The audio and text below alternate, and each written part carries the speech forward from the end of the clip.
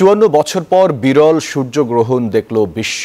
রাত থাকায় বাংলাদেশ বঞ্চিত হলেও খালি চোখে উপভোগ করল উত্তর আমেরিকার বাসিন্দারা। স্থানীয় সময় সোমবার অঞ্চলটির ৩ দেশ যুক্তরাষ্ট্র, কানাডা ও মেক্সিকো থেকে দেখা গেছে এই সূর্যগ্রহণ। একে গ্রেট নর্থ আমেরিকান এক্লিপসও বলা হচ্ছে।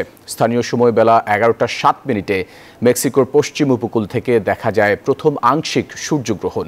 এর প্রায় ১ ঘন্টা পর দেশটির উপকূলীয় শহর মাজাটলান থেকে পূর্ণগ্রাস সূর্যগ্রহণ দেখা যায়।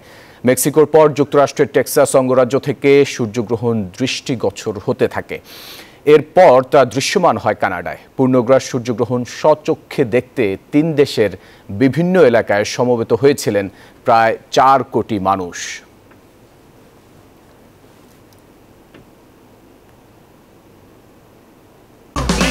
এই ঈদে দেশ জুড়ে কেনাকাটার ফুর্তি হবে শুধু বিকাশে, সাথে ডিসকাউন্ট কুপন, ইনস্ট্যান্ট ক্যাশব্যাক।